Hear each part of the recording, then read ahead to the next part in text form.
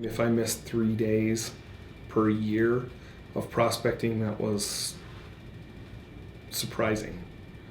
So we very, very consistently prospected for a long, long, long time. Probably from 2001 to 2011 or 2012. So you had a good solid decade or more of prospecting. Yeah, we did, and our numbers kept getting better, and better and better and better. We got up to where we were consistently doing around 200 transactions a year.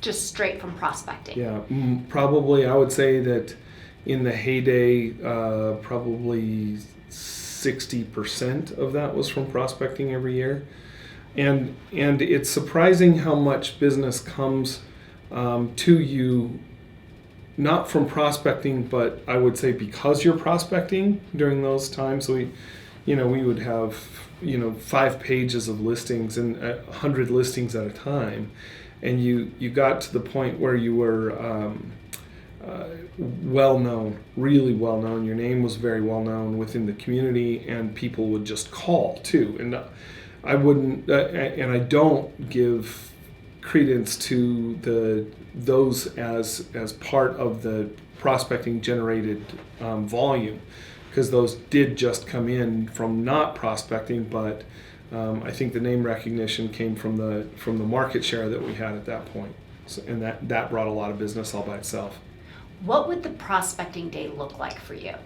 We would get up and we were ready to go at 8. We'd prospect from 8 to 10. Usually we'd get to the office at about 7:30, do a little bit of role playing, and then get on the phone and prospect for 2 hours. So. Yeah. And from what I've read, you come from a history of real estate agents, Yeah. real estate people in your family. So Yeah. you weren't under the assumption that this was easy. No. This Oh, type no. of career. No, and I started in our county here. I didn't have any family that had ever sold in this market. And so it wasn't like an inherited book of business or something like that. That wasn't the case at all. My grandmother was a real estate broker in Colorado, in Arizona, and then in Salt Lake City. We're down south of Salt Lake City more. And I've never done any business that was given to me or was a former client of my grandmother's or anything. I've got an aunt who still sells real estate, and a couple of cousins up in Park City. So it's the family business, but it was never something that's like, well, I did the ground, broke ground for you, and you're just following. I'd love to do that for my kids, and I think I will. If my kids are interested in this as a career, they're going to have an easier time than I did. Yeah. For sure. So you really had to, it was uncharted waters, and you really had to get in there and work hard. We started from nothing, except it's not really from nothing. You have your broker as a mentor, and that's the way it's supposed to work. Having family who were very successful realtors was helpful for me. I could go to my grandma, or my father had been a realtor for several years, more builder developer with a real estate license, but and then I'd been around it for a long, long time, and that really I think was helpful, because you kind of got a bunch of people that that they figured out how to do it, and darn it, if they could figure out how to do it, I could. And so that was also available, and that was a huge help. So when you're prospecting in those early years, is it just a bunch of cold calling?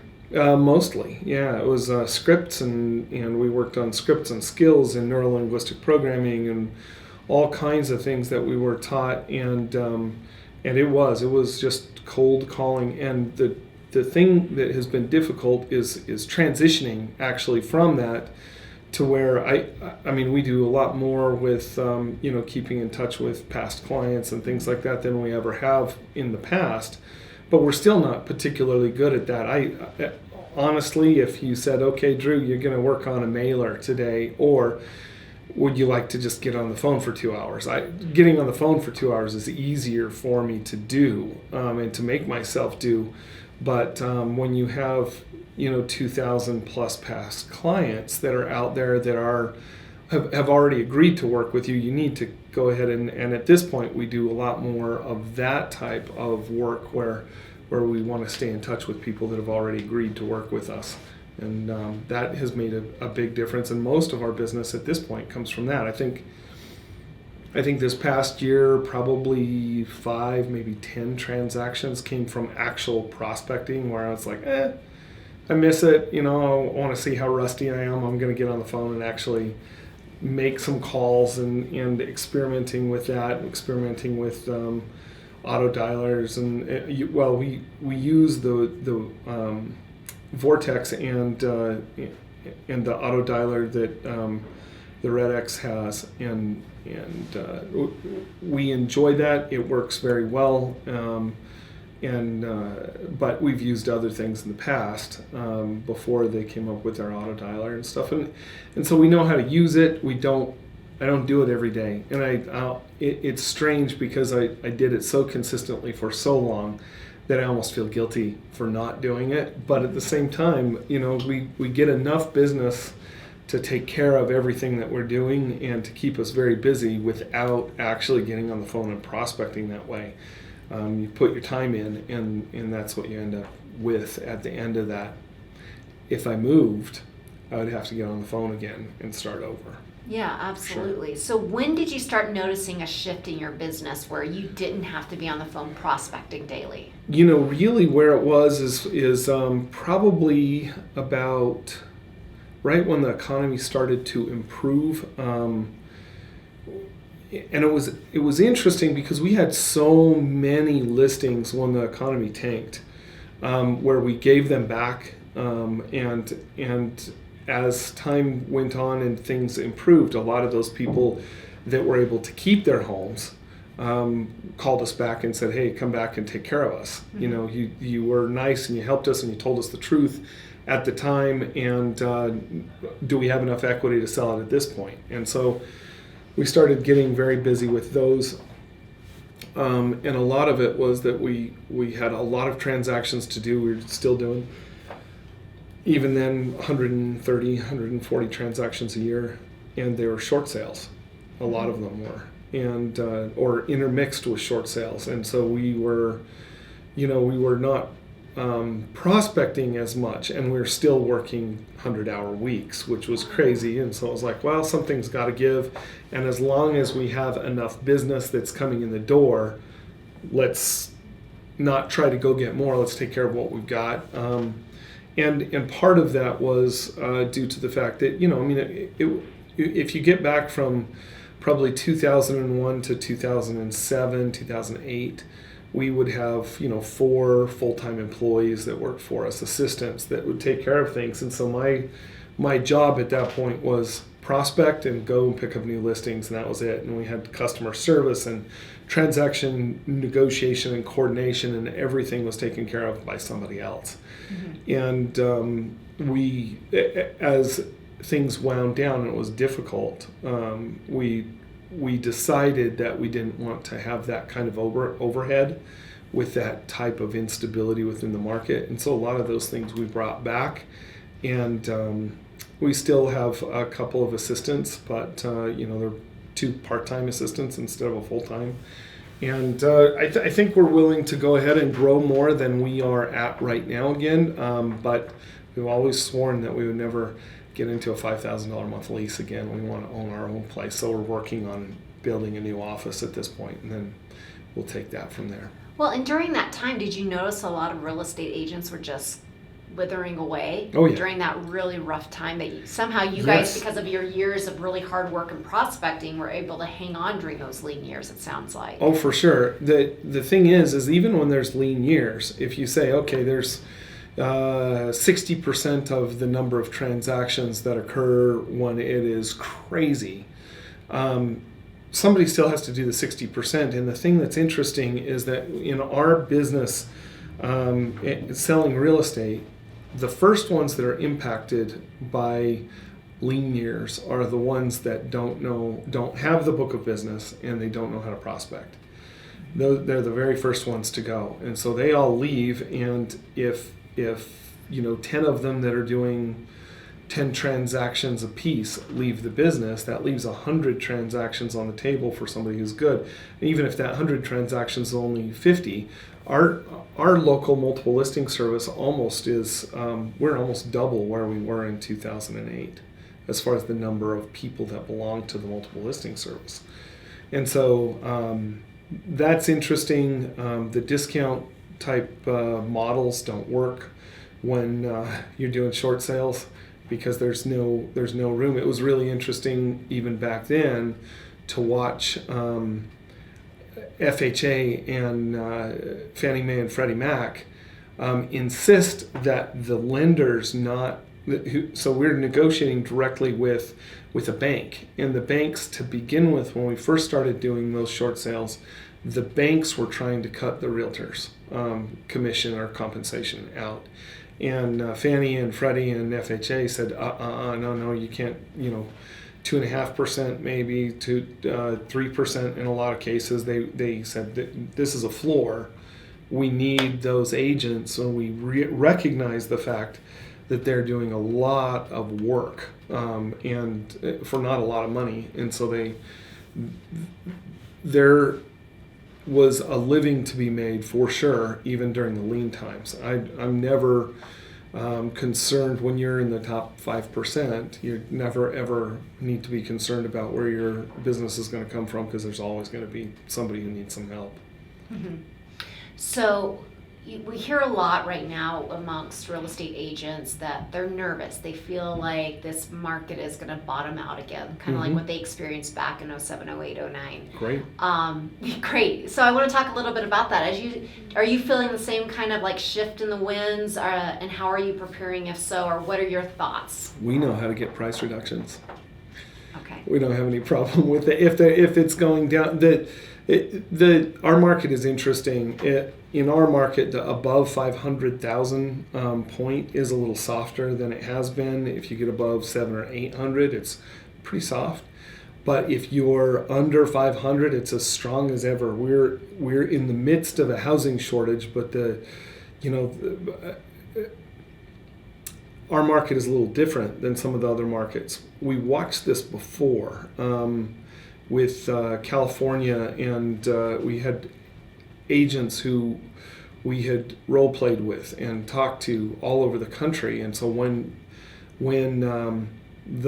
we started feeling a shift in the past, they had warned us, and we wouldn't re-sign a lease, for example. When through attrition or whatever, if an employee left, we didn't replace them.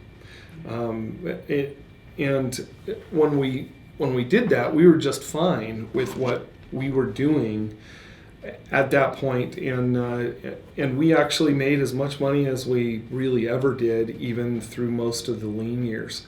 And it's not really concerned. I don't think we're I have people, friends and family, that are like, oh well, we're worried that the market's going to crash. And I'm like, well, we've had 1 year of appreciation since it finally got back to where we were in 2007, and now you're worried about the market crashing because we've got 1 year worth of appreciation above that point in time in 11 years.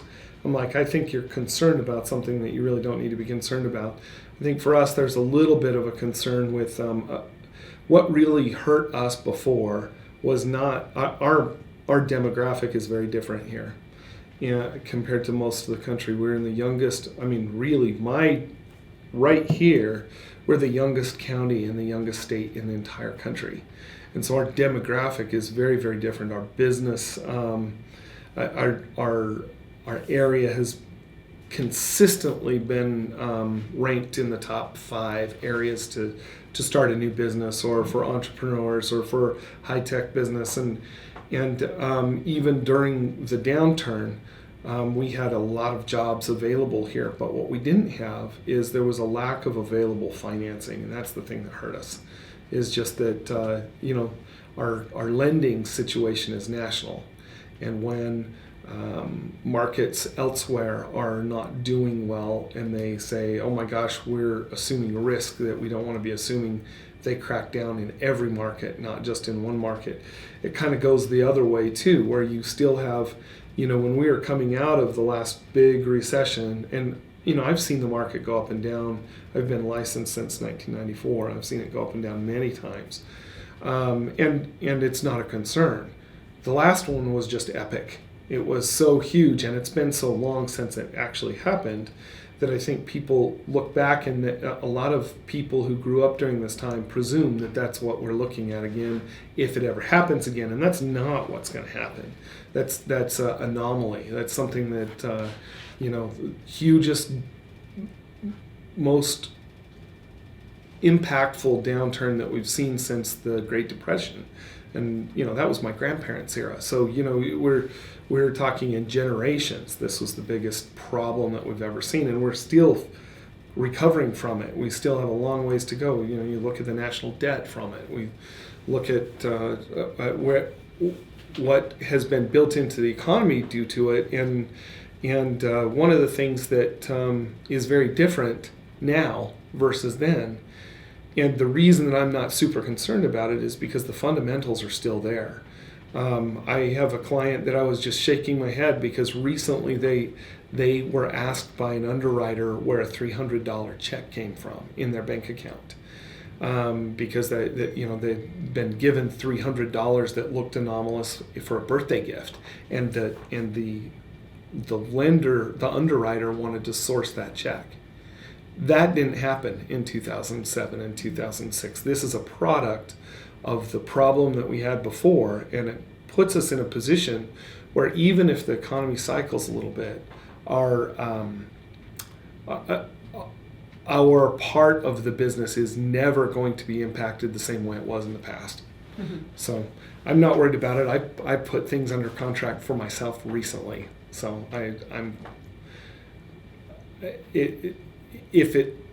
if we see a little bit of a slowdown for me, it looks like more opportunity. I'm going to buy more. I've got several things that are under contract for me right now. Mm-hmm. Do you feel like as this is a booming business once again that we're seeing a ton more real estate agents jump into the pie, mm-hmm. and then maybe that feels a lot like a tightening as well for other agents because there's more competition? Yes and no. There's a little bit of that. I don't think we really feel that. We don't, because the clients that we're working with call us and say, hey, I want to work with you. Mm-hmm. And they know us because of our reputation. If you've been doing this for 3 years and you watch 30 more people join your office this year, yeah, I suppose I could see that. Really, for us, I think what's going on that is a bigger disruptor is the new tech and discount models that are coming into the market that are disruptive, and they are affecting us. And how so? Talk to me about that. What do you mean by the discount models? Well, we have one here where you hire an agent and they got fined repeatedly the maximum because they said they were not a real estate agent. They thought they were going to get away with the idea that they were like a newspaper or an advertising service or something. And our local division of real estate for the state of Utah fined them the maximum fine that could be levied, which is nothing compared to what they're doing. Their business model is strong. But part of the reason it's strong is because the agents, there are so many new agents that I don't think the agents can differentiate themselves as well as they should between what these guys are willing to do for a fixed flat rate and what this new agent is able to provide in a commission type compensation plan. And so the homeowners look at that and they go, especially you get these young people that are just coming, millennials that are just coming into the market. We've got people that are making their first home purchase because they've grown up in the bad economy for the last 10 years and they're in their early 30s and it's the first house that they've purchased. And, if you go back to the early 2000s or the 90s, and people would have already been, those people are moving out of a townhouse in our market into a home at that age. these people have been renters and they're buying their first home, and they don't know much about real estate agents, and they think they can do it all themselves because they're in the YouTube generation and have figured it out on YouTube, and they think that they have it all covered. And we get a lot of our clients' kids that have tried that, or other people, and they try one of these flat rate brokerages or flat rate services and find out it doesn't work. I had one recently where they literally had sold the house 3 times, and the last one, the contract fell apart 2 days from closing, and they didn't get the earnest money or anything. They've completely moved out of the house. They're on the hook for another one. They're going to lose their and not be able to close on the one that they're purchasing. And that whole thing fell apart, and they gave me a call about 3 weeks later based on a referral from family saying, you need to stop trying to save that money because obviously you've lost it all. And so they called me up and say, hey, come and sell my house. And that's the kind of clientele that we're seeing more now. But those young ones, they are willing to go ahead and try something completely different, and it's been disruptive. Around here, it's been disruptive. I think it's been disruptive for more so for people who aren't able to show their worth and their value as well. If you can say, well, we've sold 2,000 homes, and in those 2,000 homes, we've had 3 transactions that have canceled within 3 days of the closing for whatever reason. And that's it, because we're careful and we watch these babysit them all the way through to closing. And we're not going to even let you accept an offer until we've pre-qualified the lender and made sure that everything is, all your ducks are in a row there. And it's been even more important when the market's been really hot, because we've had the luxury of being able to choose from several offers most of the time. So. Yeah. Well, what I've been hearing and talking to economists about is they're like, if the market does soften, and they're not predicting that it will, they don't see that it's going to either, kind of your viewpoint on it as well. But they say if the market does soften out, it's really going to come down to the ones that rise above are the ones that foster those relationships with past clients. Yep. So talk a little bit about how you do that. What's the best way to go about fostering that relationship? I know you said you hate the mailers, but there's something clearly you're doing in the relationship through the entire process that keeps the client coming back. Well, we could do a lot better with this. We do postcard mailers about quarterly. If we're doing anything, that's it. But we've experimented. I'm a photographer. I really enjoy photography, and I think this year we're working right now. We are working right now on a calendar that we're going to send out. So it's just that kind of dumb traditional stuff. If we can, we'll get on the phone and do that. And then we've also tried to, continually pull people into our business. We actually just started the whole thing over recently with Facebook because the way Facebook has changed their algorithms, it's not nearly as effective as it once was, but we're trying to figure out ways to keep track of past clients through social media as well.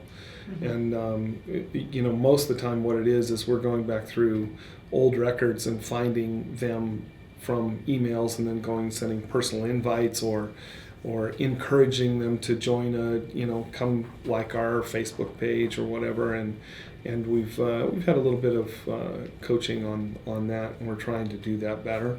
But a lot of it is, if you give them just stellar service, they'll remember it. And we've tried to do a really good job with that over the years. My business partner is better at it than I am. He has a marketing degree that he got putting himself through school as a realtor with the intent of using it to sell real estate with when he got done. And the customer experience has always been something that's been really, really important to him. And he spent a lot of time, I just go back and make more telephone calls. He would spend the time trying to tweak it to make sure that people got regular touches and regular conversations with their agent and with us, and feedback from showings, all that kind of stuff. And it's worked. It's worked pretty well. Is there something you've noticed him doing in the customer experience that you're like, oh yes, that's the gold touch right there? Overpromise. I mean, underpromise and overdeliver. Yeah. That's the thing, is that don't make excuses if something didn't happen the way it's supposed to. Say that didn't happen the way it was supposed to. We're sorry about that. We'll do better, and move forward. Don't spend all your time justifying. People don't care if you're sick. You know, they don't care if you're on a vacation. They don't care if you're super busy. That doesn't matter. That's not what they hired you for. Don't make excuses for yourself. Just go ahead and make sure that you do what you say you're going to do. That's the most important thing. What's a good example of under-promising, over-delivering?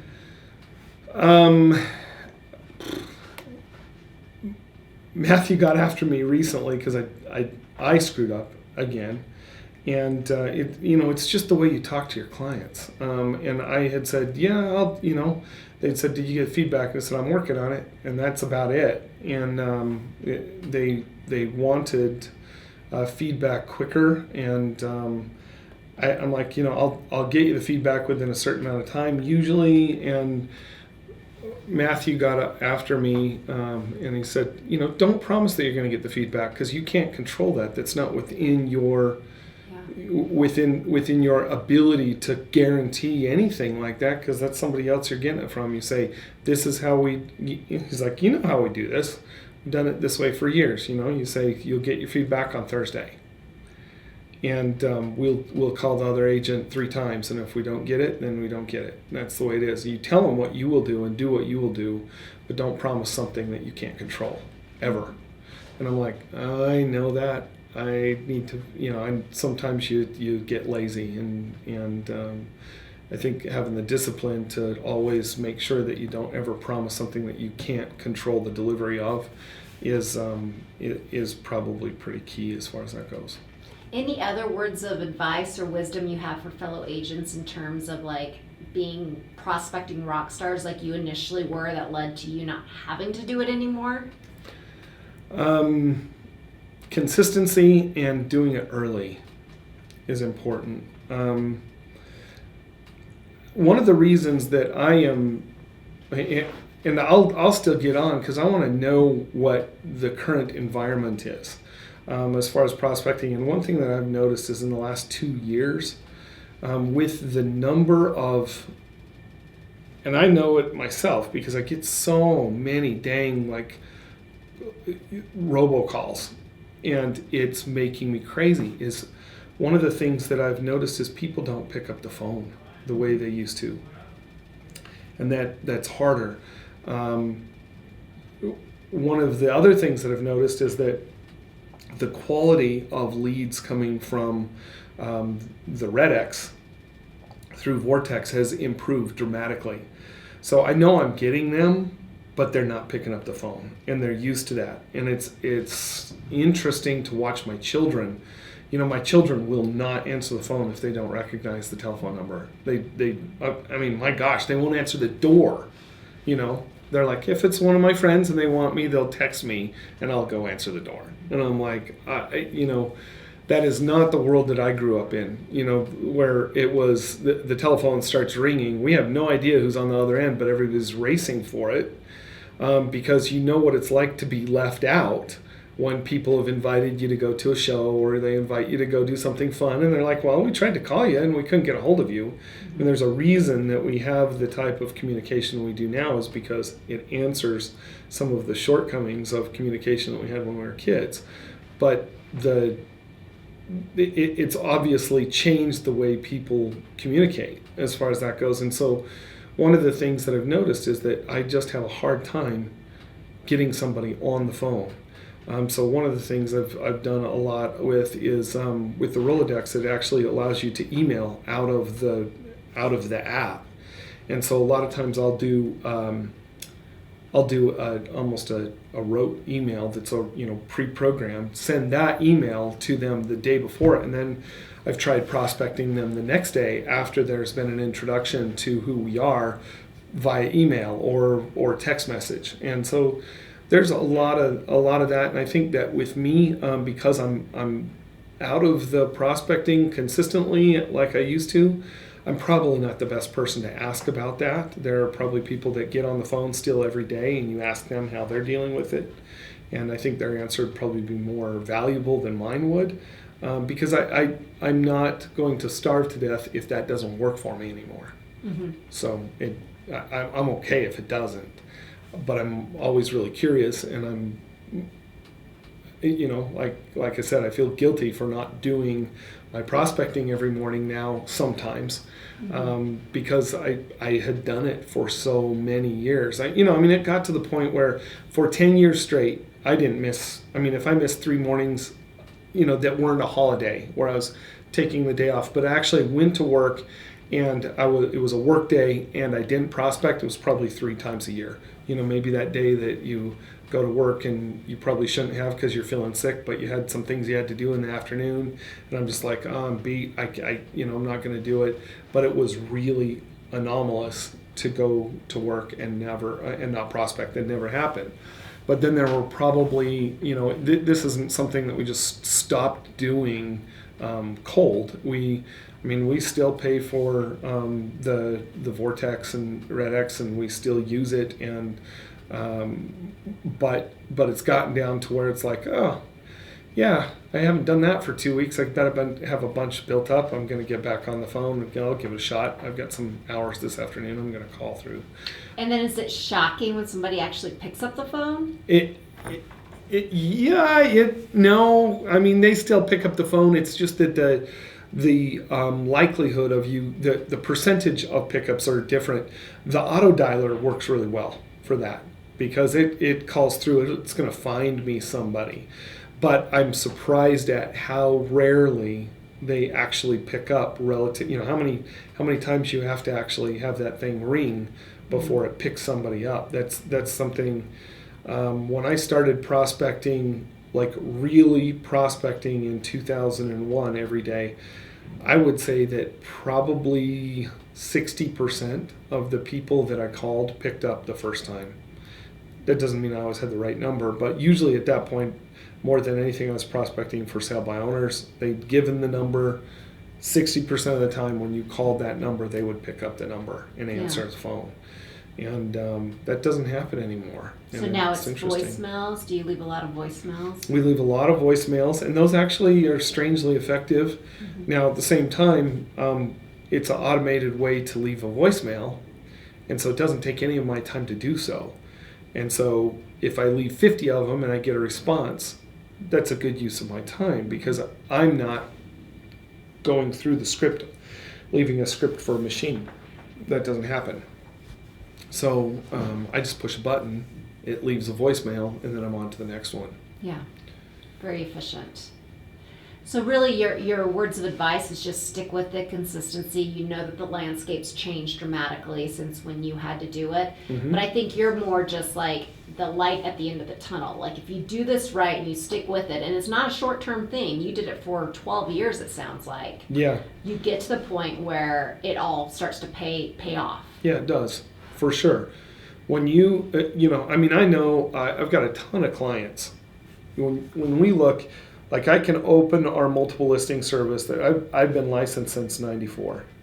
I can open the multiple listing service and I can look up, when you look up each of the different classifications and you search for my name as the agent that sold the property, I can find 2,000 properties that I've sold in there since 2000. So in 18 years, I've sold 2,000 homes.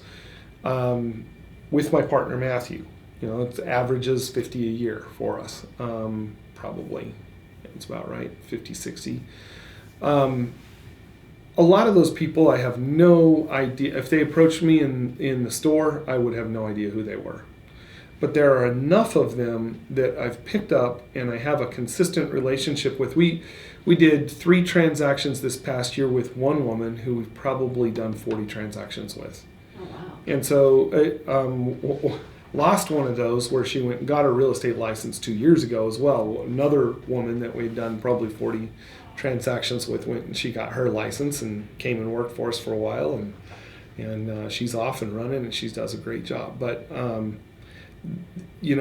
we have enough of those where they will call us and say, hey, we need some help. That keeps us busy. Mm-hmm.